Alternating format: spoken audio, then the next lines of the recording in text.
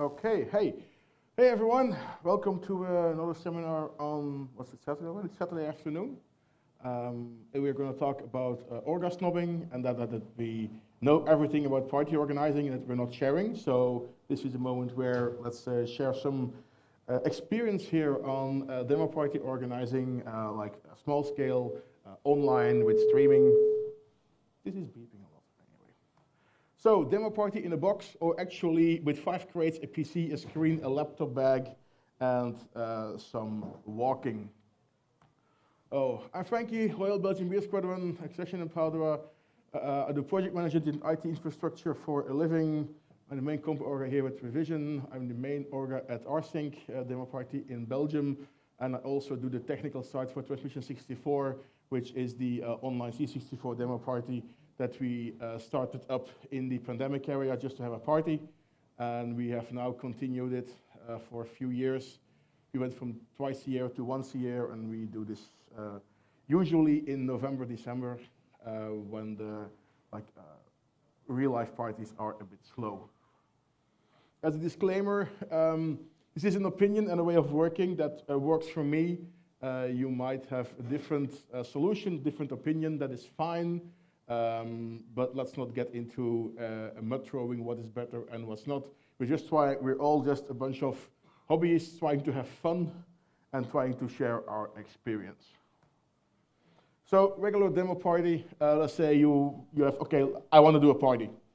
So you need some equipment, like you have to get, well, a big screen and some audio. That's the minimum that you need. Like the days where you would watch your Amiga compos on a big CRT on the table, that's a bit behind us. Beamers are plentiful to come around. You can get pretty much a venue, like for RSync, we get a venue at the back, a hall in the back of a bar. So those are readily available. You don't need to start big revision size. If you would want to do that, I wish you good luck. So we need to get audio and video out. That's our main focus here. And of course, some planning to do your compos and some backend systems, which I'm not going to go into because there are lots of different seminars on how to use Partymizer, how to use Woohoo, how to use the assembly system, but we might touch on them. So for video, I tend to rely a lot on the ATEM Mini from Blackmagic Design. Has become a workhorse in many spots here. We use them at the Beam. I know that Scamp uses them a few for Scene City. This is the initial basic version. You get 4 HDMI inputs, you get 1 output, and you can mix and do some effects. It's a good video mixer that you can rely on pretty easy. It only has 1 HDMI out. If you want to do a bit more, there are basic HDMI splitters from your Chinese wholesale website will work fine with it. So it's the basic version is now in the 300 euro range online. Used, you can find them cheaper because many people upgrade to versions with more features, with more inputs, more outputs. So these are actually used on the market for not too much investment. It's a bit picky on what it takes, so you need at least a 720p video source, so like older HDMI converters, which basically convert a pulse signal, like an Ultimate 64, or some of the Nintendo, Sega HDMI converters will not work directly. You need to an extra step for that. We'll get to that later. For audio, any basic mixer will do. See that you have 3 to 4 channels. I've been using one of these. It's a Behringer mixer. I have it for 10-15 years. Was originally used for scene set broadcasts. So to give you an idea on how long we've been using it. Good thing is it has XLR inputs for microphones. It has some stereo inputs for a compo machine, a background music player. You will need some. It's all XLR and jack plugs. There are converter cables. They're 10-15 euros each. So again, here your investment is pretty limited. It has good. It has a pretty good equalizer in it. You can boost the signal. The negative point is, and that's not for you, but many people say it's bearing it, it's crap, don't use it. If you want to do like a full festival with this or professional TV studio, sure, it's a bit limited, but for what you want to do, this is just perfect.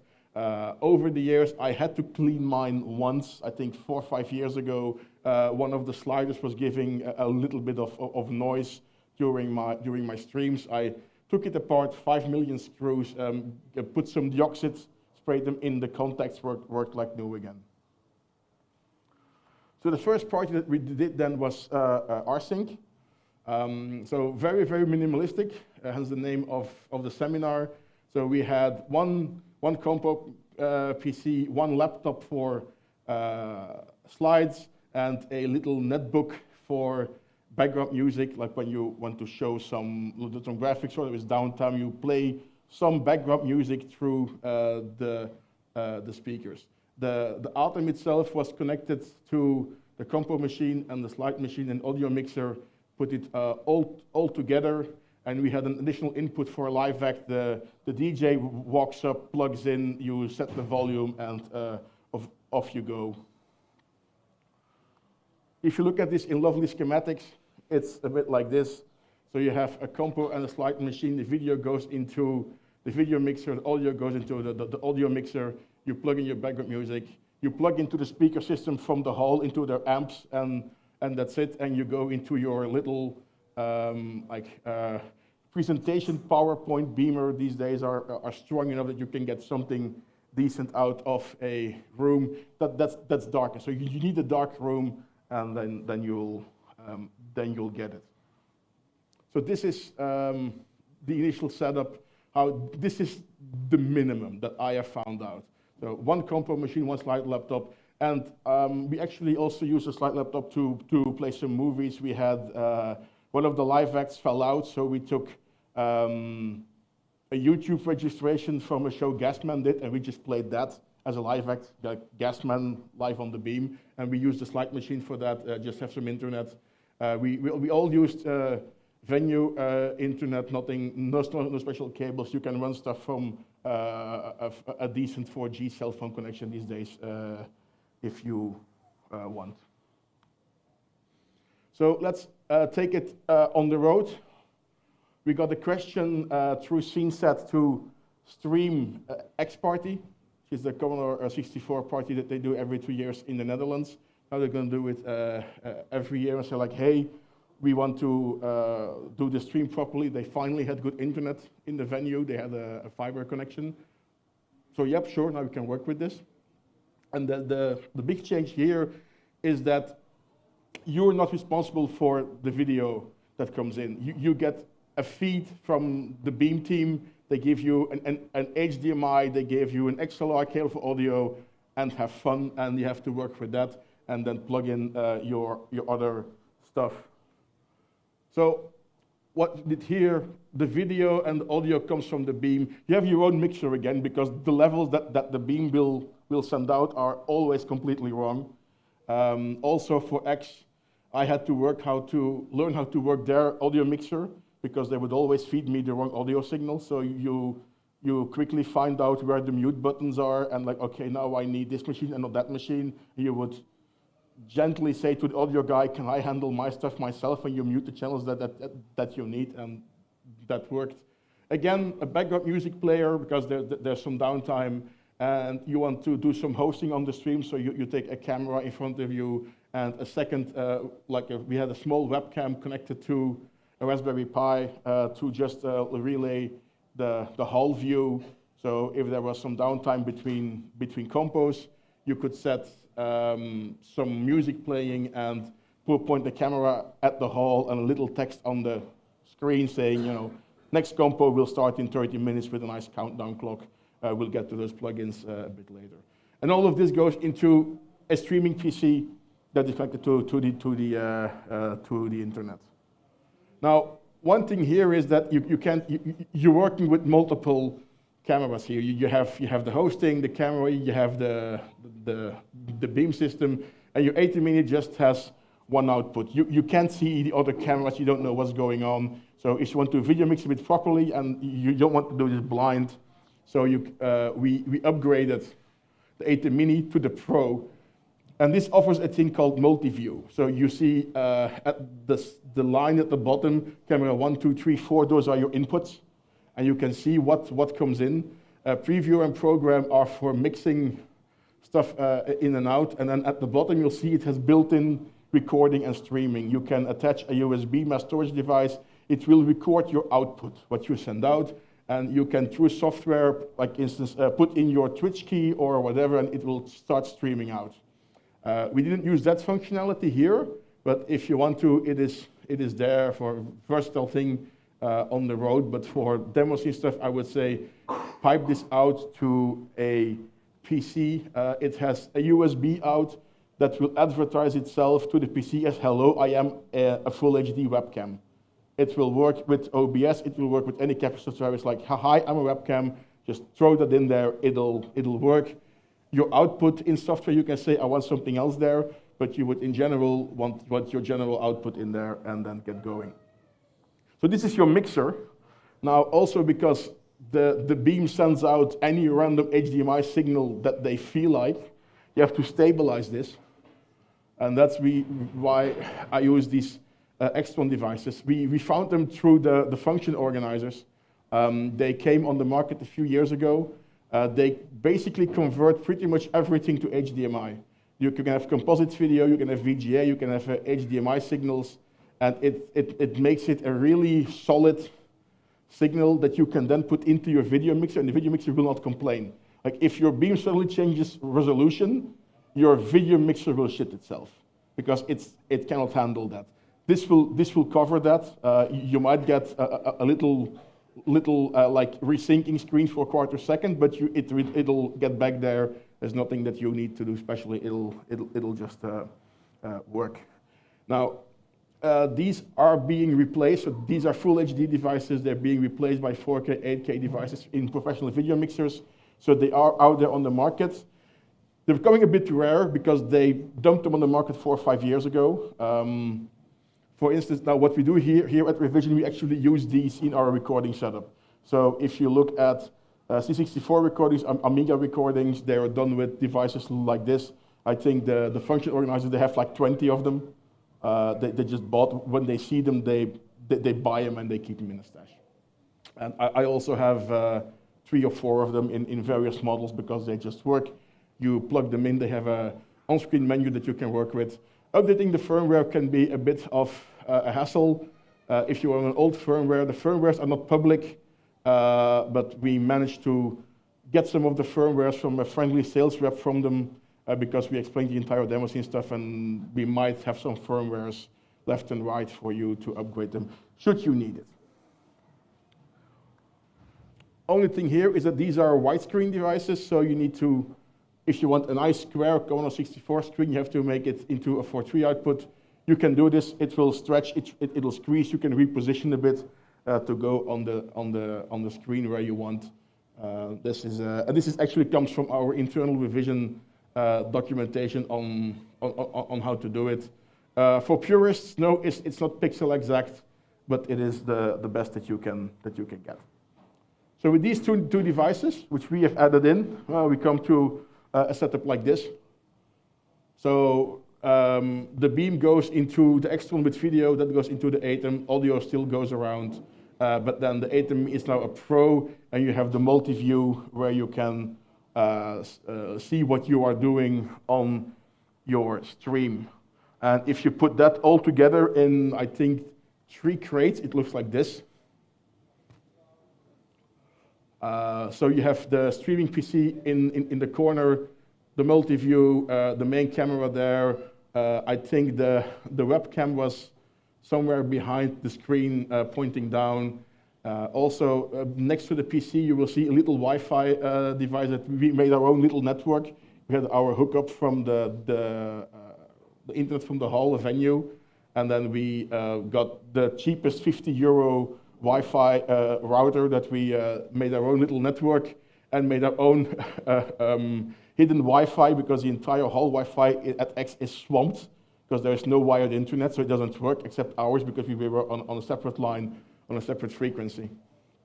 So that is where we are here. Also, if you have any questions, just let me know. There's a microphone. I might say we come back to that. So, and any questions for now? Because I'm just rambling. I know all of this, so I'm just rambling through it. In the front here, can you give me a microphone for the stream? Thank you, TMC.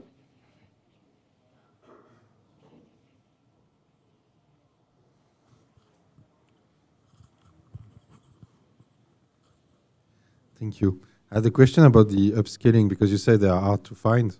Have you have some experience with like the upscaler for retro gaming, like the RetroThink? Or, yes. So would like a RetroThink 5X be enough? Or? A RetroThink 5X will be good for getting an HDMI signal out of it, but depending on the settings in the 5X, it might be 1080p, but it might also do 576i, which is basically a pull-in HDMI, which an Atom will not take. So you then will take that signal, make it 1080p, and then go into the video mixer. So yeah, we actually have used RetroThinks or OSSC, but that always goes into the external device, and that goes into the video mixer. There's always an in-between step. Thank you.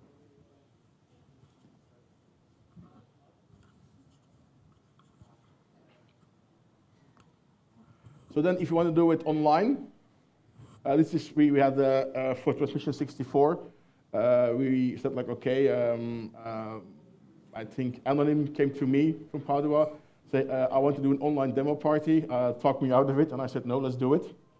So we made an online demo party with the setup that we had. So initially, it was based on this setup, which was for the Twitch streaming that I did back then. So I have two Extrons. I have an ATEM Mini, the non-pro, an OSSC for video scaling. Was Atari, Ultra 64, Amigas, audio mixer, a Mega Drive, all of this combined. And when we cleaned it up, we made the first online demo party in this corner. So what we had to add here, and that's the machines in the corner there, is the moderation, the hosting here is also remote. So you need to plug that into your system. We get to a setup like this. So you have the ATEM in the middle. You have a moderation PC, again, the background music. Media player at Transmission 64, we record everything. We have a slide machine that goes into a streaming machine and to a local screen or multi-view. The first ones were done with the regular ATEM Mini. The later one were done with the pros, because we had like 3-4 video streams come in the end. If you look at the last Transmission 64, this was the setup with all the screens around us. Hidden behind there is a little Intel NUC for the hosting. You can see Slegon and Ziona there getting ready. We're going to upgrade that because we use an online participation website based on Jitsi, and the Intel NUC is like an old Celeron-based system, and it can no longer keep up, so we're going to have to replace that. If you look into this stream, so we have again the background music player in the end, the Intel NUC for the Jitsi and the hosting, the trusted video mixer, the media player, the video player. There's a little stream deck, which we will get to, and a slide machine is a laptop that's just sitting on top of there, and then number 8 is the streaming box that we have also used for X, and is also the compo machine at rsync, so you can reuse those things quite a lot.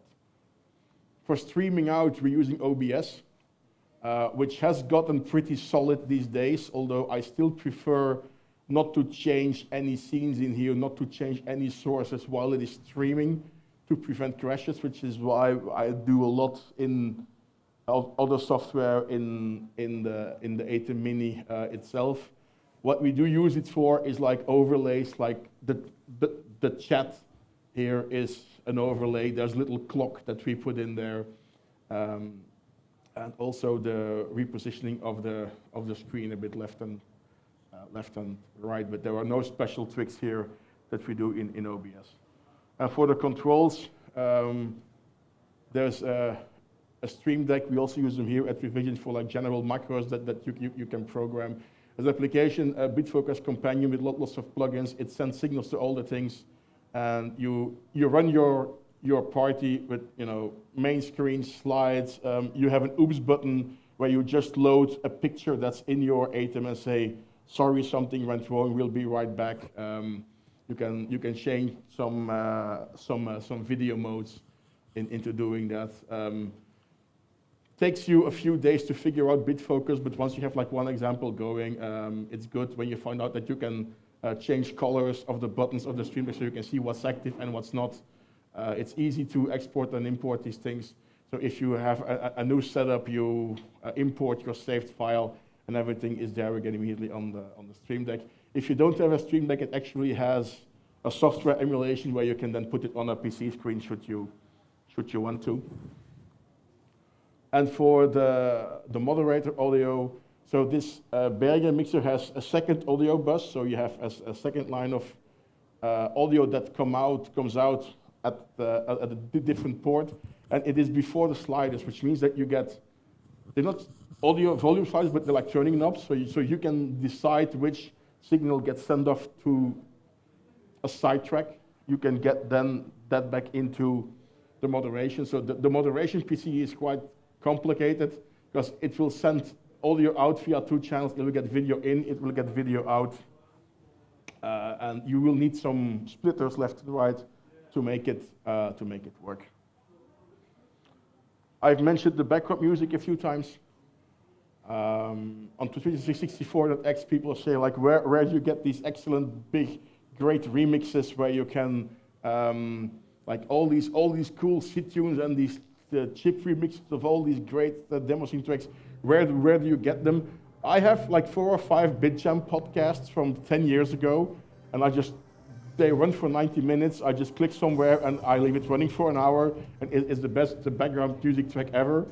If you want something not like C64, Sound of Scene Set, you have various CDs in the volume. You have a cozy CD, you have a more dance music oriented, and you just leave it running.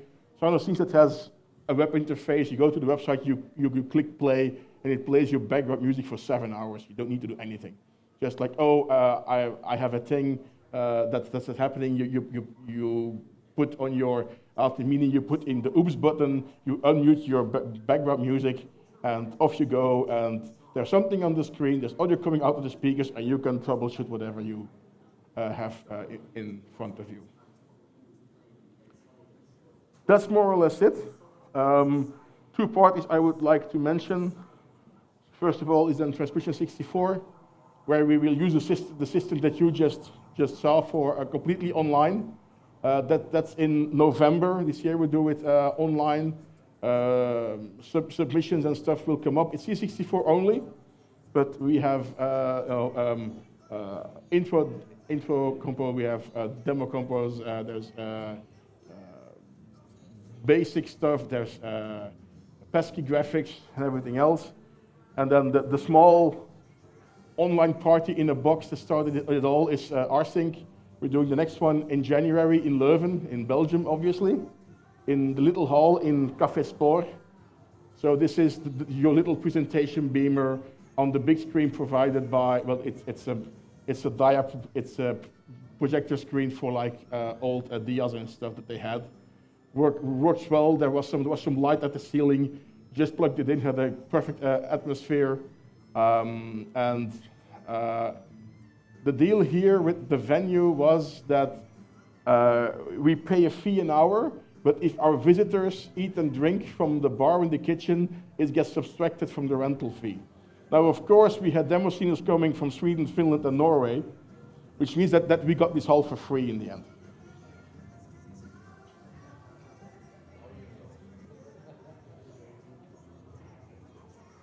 So that's a demo party in a box. Quick rundown. If there are any questions, let me know. I'll be around. I might be pretty busy. There's a question at the back.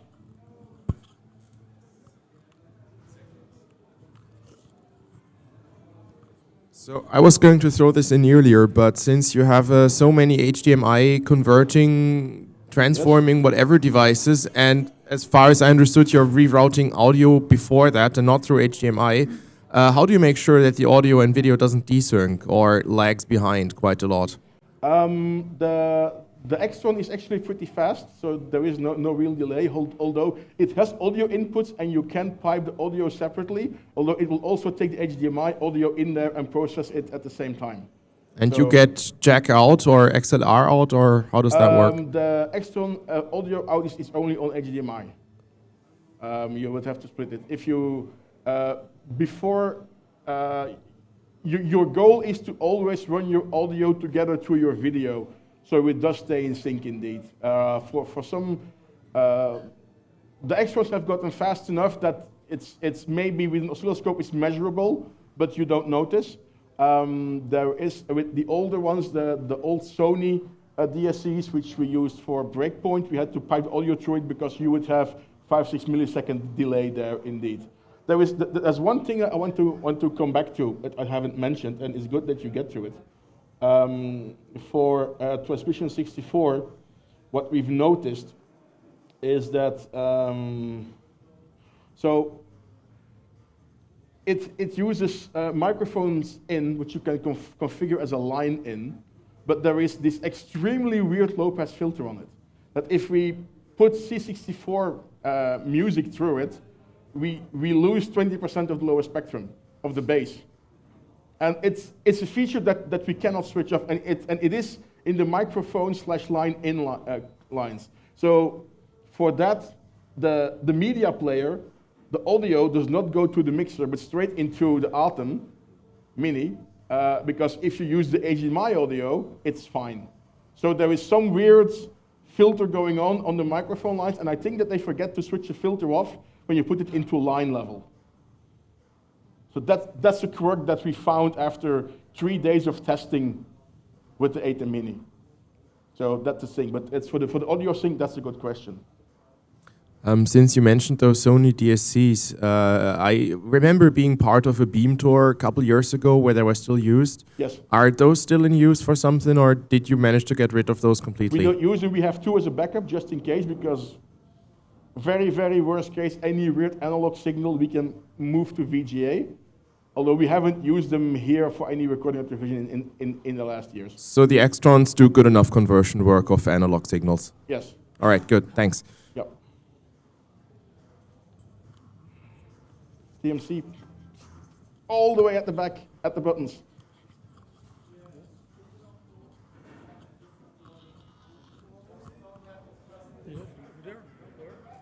All the way. The person at the buttons, the sound person. So, all right.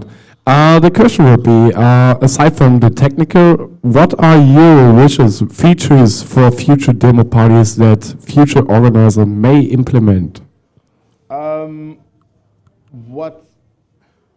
What I see in a lot of online demo parties is that, or the demo parties in general, is that the stream is an afterthought. Is what I noticed. Like the audio levels, the video doesn't work. Also at X, the Beam itself had the weirdest video filter on it, where all the pixels would be rounded off, and people would bitch at me in the stream like, "Yeah, you're doing a filter." No, this is what we get. So I'm now talking to the people at X like, maybe I can also help do your Beam system. But like that. Any specific features? No, not really. The technology is there, and this is like just sharing, like, okay, you can do this now. There is no excuse not to do it.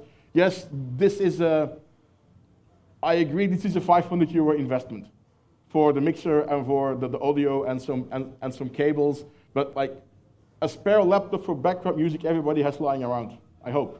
Like I use an old Lenovo netbook that I bought in Las Vegas 20 years ago. Like the battery is dead, but on power it just works. Any further questions?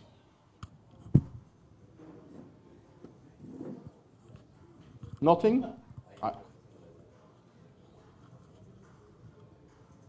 Okay, then if there are no further questions, thank you all. And deadlines are still coming. If you have an entry and you need some deadline extension, let us know. If you need some information, contact the Compo team. Enjoy the party. Enjoy all of this. Come to RSync. I see some visitors here, and I think they had a great time. Yes. Thank you. And watch Transmission 64. And for X, I'm really sad it clashes with Outline this year. All right, thank you all.